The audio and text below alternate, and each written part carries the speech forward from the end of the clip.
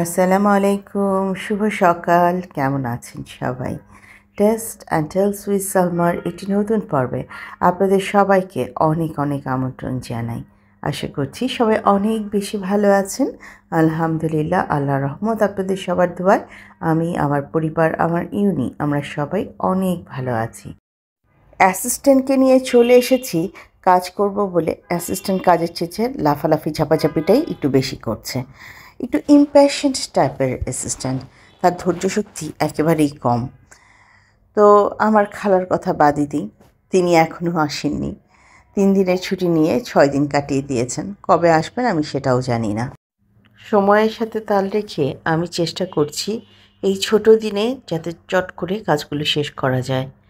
আসলে যত তাড়াতাড়ি আমি ঘর গোছানো, ঘর ঝাড়া মোছা, কাপড় ধোয়া এই অংশগুলো শেষ করে ফেলতে পারবো, তত বেশি রিল্যাক্স থাকবো। আমার এই বাসাটা মূলত 16 বছরের, অলমোস্ট 17 বছরের পুরনো একটা বাসা।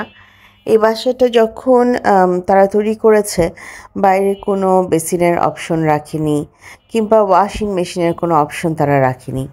এখন যখন আমি ওয়াশিং মেশিনটা কিনতে চাচ্ছি, এখন বাড়িওয়ালা নিজেও খুব ঝামেলায় পড়ে গেছে কোন জায়গাটায় আমাকে এটা রেডি করে দিবে। আবার বাথরুমগুলো এতটাই ছোট যে আমি যদি ওয়াশিং মেশিন দিয়ে দিই, আমার গেস্ট বাথরুমে আর তেমন কোনো জায়গাই থাকবে না। আমার শাশুড়ি যদি আসেন কিংবা কোনো গেস্ট আসেন, তারা গোসল করবার মতন জায়গাটুকু পাবেন না। তো এই ওয়াশিং মেশিনটা কিনতে যেয়েও আমি একটুখানি আটকা পড়ে যাচ্ছি এসব ঝামেলার কারণে। এই টেকনিক্যাল ঝামেলাগুলো যদি না থাকতো, এতদিনে ওয়াশিং মেশিনটা কিনে একটু রিল্যাক্স হতে পারতাম। বিছানা তো গোছানো শেষ, দেখতেই পারলেন। ঘর ঝাড়ু দিতে এসেছি, কিন্তু কোনোভাবেই ঝাড়ু উদ্ধার করতে পারছি না। তিনি আমাকে ঝাড়ু দিতে দিবেন না। কোনোভাবেই এই ঝাড়ু মেঝেতে ছোঁয়ানো যাবে না। কী যে যুদ্ধ! ওকে বারে বারে চেষ্টা করছি সরিয়ে দিতে, তিনি রাজি নন। তিনি এই ঝাড়ু কোনোভাবেই মাটিতে লাগাতে দিবেন না, ময়লা পরিষ্কার করতে দিবেন না। ঝাড়ুর সাথেই যত শত্রুতা। আমার ধারণা যেসব আপুরা বিড়াল পোষেন, তাদের বিড়ালরাও হয়তোবা ঝাড়ু নিয়ে এই ধরনের দুষ্টুমিগুলোই করে। টুনি পাখির কান পড়া খেয়ে বিড়ালটা আমার বাদর হয়ে গেছে। কোনোভাবেই ভদ্রতা জ্ঞান আসছে না। যখনই কোনো বুদ্ধি দিচ্ছি ভালো কিছু করবার, সে পুরো ইউটার্ন নিয়ে অন্যদিকে চলে যাচ্ছে। এই যে দেখুন, কোনোভাবেই আমাকে ঝাড়ু দিতে দিবে না। তো চেষ্টা করছি বারবার সরিয়ে দিতে, সরবেও না, ঝাড়ুও ছাড়বে না, কাজও করতে দিবে না। মানে সে এক মহা হুলস্থুল কাণ্ড। পরে না পেরে শেষ পর্যন্ত কোলে নিয়ে, বাচ্চাদের মতন কোলে নিয়ে নিয়ে তারপর কাজ করি। যতক্ষণ কোলে রাখবো ততক্ষণ ঝাড়ুটা দিতে পারবো, তা না হলে আমার ঝাড়ু দেওয়া সম্ভব না। কি যে একটা মানে দুষ্টু বিড়াল হয়ে যাচ্ছে, সেটা বলে বোঝানোর মতো না।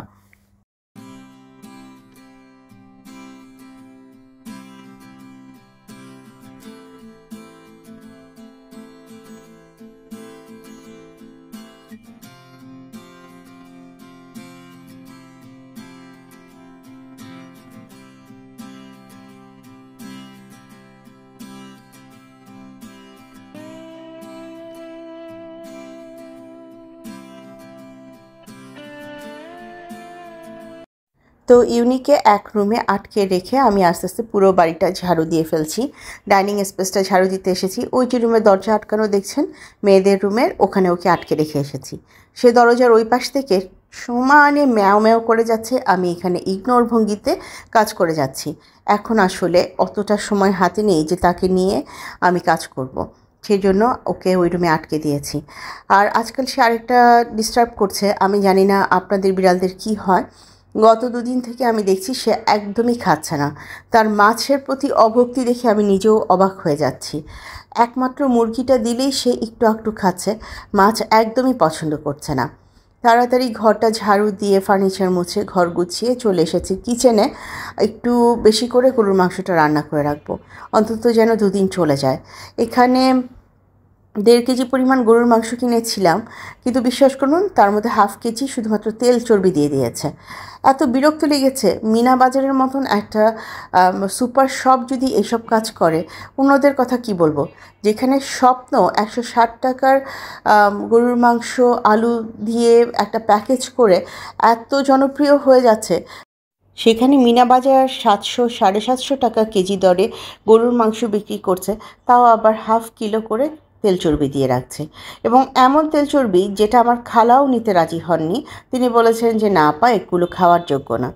তো ব্যাপারটা খুবই বিরক্তিকর ছিল। আমি রীতিমতন মিনা বাজারকে যেয়ে এটা বলে এসেছি যে আপনারা এমন করলে আসলে ওই 160 টাকা গরুর প্যাকেজে যাওয়া ছাড়া আমাদের উপায় থাকবে না। যদিও আমি ওই প্যাকেজটা কখনো কিনিনি, কিন্তু আমি দেখেছি পিসগুলো কেমন হয়, আলুটা কেমন থাকে। আমি স্বপ্নের গরুর মাংসের অফারটার কথা বলছি। আমার কাছে জিনিসটা মনে হয়েছে ভালো। কারণটা কি জানেন? একটা স্টুডেন্ট কিংবা একজন মানুষের হতেই পারে যে একটু গরুর মাংস খেতে ইচ্ছে করছে, কিন্তু অতগুলো গরুর মাংস কিনে রান্না করা এবং সেগুলো রেখে খাওয়া ইচ্ছে করছে না, তার অল্প একটু খেতে ইচ্ছে করছে। একটা স্টুডেন্ট, একটা ব্যাচেলার ভাইয়া, একটা গরিব রিক্সাওয়ালাই ধরি, তারপরে কেউ একজন খালাদের সমগোত্রীয়, তাদের একটু গরুর মাংস খেতে ইচ্ছে করছে। 160 টাকার প্যাকেজটা আমার কাছে যথেষ্ট ঠিকঠাক মনে হয়েছে। এই দুর্মূল্যের বাজারে এইভাবে একটা প্যাকেজ আনা এবং এতটা জনপ্রিয় হওয়ার পেছনে আসলে খুবই বুদ্ধিমত্তার পরিচয় দিয়েছে স্বপ্ন। শুনছি তারা নাকি ইলিশ মাছ, রুই মাছেরও এরকম প্যাকেজ নিয়ে এসেছে, সবজি, সালাদ এসবেরও নাকি প্যাকেজ এনেছে। যাওয়া হয়নি স্বপ্নতে, গেলে আমি অবশ্যই জিনিসগুলো দেখব। মাছের অফারের ব্যাপারটাই দেখুন। আপনারা জানেন যে আমি লাইভ মাছ কিনেছি স্বপ্ন থেকে, এখনও সেই মাছটা রয়েছে, অনেকটা রয়েছে, কারণ আমি আর ইউনি ছাড়া মাছটা কেউ খায় না। তো দেখা যায় যে আমি যদি এরকম একটা অফার পাই স্বপ্নতে যে তোমার 4 পিস মাছ বিক্রি হবে ভালো সাইজের, তা আমিই নিব, কারণ আমার বাসায় আর খাওয়ার কেউ নেই। আমি 2 দিন খাবো 4 পিস মাছ, আমার বাচ্চারা খায় না। সেদিন স্বর্ণ আপু একটা প্রশ্ন করেছিলেন যে আমার বাচ্চারা কি একেবারেই মাছ খায় না? একটু একটু খায় আপু, পাবদা মাছ খায়, একটু পুঁটি মাছ ভাজি খায়, আইড় মাছটা খায়, খুব সামান্য। আসলে 4 বছর 4.5 বছর দেশের বাইরে ছিলাম, ভুটানে কোনো মাছের সেরকম কিছু পাওয়া যেত না, শুধু রুই আর কাতল। তো ওরা না মাছের প্রতি ওদের এক ধরনের অভক্তি চলে এসেছে, ওদের বিন্দুমাত্র ভালো লাগে না মাছ খেতে। চিংড়ি মাছটাও তারা খুব আগ্রহ নিয়ে খায়, মাঝে মাঝে রূপচাঁদা খায়। তো এরকম হাতে গোনা 4-5টা মাছ আছে যেগুলো তারা খায়, বাকি কোনো মাছই তারা খায় না। আর আমার হচ্ছে ছোট মাছ খেতে খুব ভালো লাগে, তারপর এরকম লাইভ ফিশ খেতে ভালো লাগে। কিন্তু অত বড় মাছ কিনে এই যে দেখুন আমি এত দীর্ঘদিন ফ্রিজে রেখে খাচ্ছি, আমার নিজেরও কিন্তু খুব বেশি ভালো লাগছে না ব্যাপারটা। তো স্বপ্নের মাছের অফার যদি সত্যি এসে থাকে, আমি অবশ্যই ওই অফারটা নিব, এবং ওই অফারটা এই কারণেই দিব যে আমি ফ্রেশ মাছ খেতে পারবো। 2 দিনেই আমার মাছটা শেষ হয়ে যাবে, ফ্রিজে দীর্ঘদিন পড়ে থাকবে না, এবং আমি ভ্যারাইটিস মাছ নিতে পারবো সেই ক্ষেত্রে। দেখা যাক, আমি যখন স্বপ্নে যাব অবশ্যই আমি এই জিনিসগুলো দেখব এবং চেষ্টা করব আপনাদের সাথে শেয়ার করতে। একটু ভিডিও রিলেটেড কথায় আসি, সেটা হলো গরুর মাংসটা ম্যারিনেট করে রেখেছি, দেখেছেন আপনাদের সাথে যখন গল্প করছিলাম সেই সময়। আর এখন গরুর মাংসটা বসিয়ে দিচ্ছি। আমার বাচ্চারা আজকাল মুরগিটাও যে খুব আগ্রহ করে খাচ্ছে সেটাও না। কখনো গরুর মাংস খেতে পছন্দ করছে, কখনো শুধু ভর্তা, আলু ভর্তা, ডাল, ডিম ভাজি এগুলো খেতে পছন্দ করছে। আসলে ওরা বাংলাদেশি খাবারগুলো থেকে অনেকটা দূরে ছিল, যে কারণে ওরা অনেক কিছুই এখনও হ্যাবিচুয়েটেড হয়নি, ধীরে ধীরে হচ্ছে।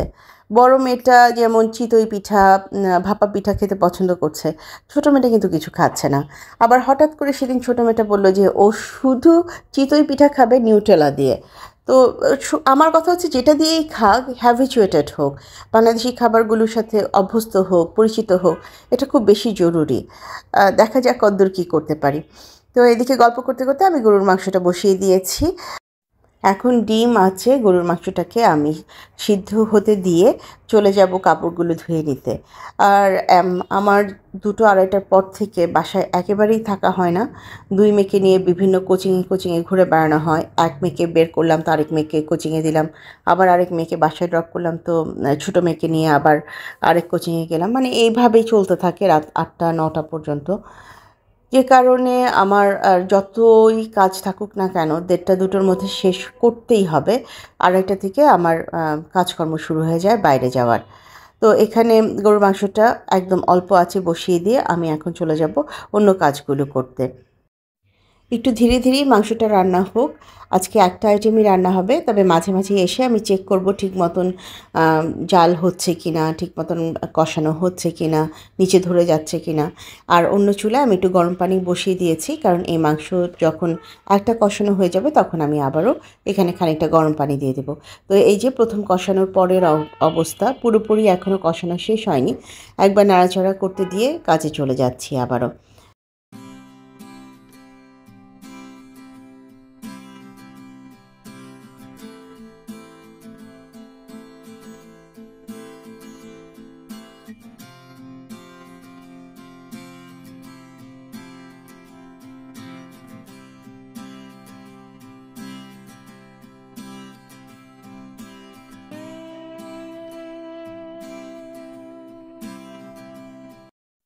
অন্যদিকে কাজ করতে করতে আমার কিন্তু গরুর মাংস রান্নাটা মোটামুটি শেষ।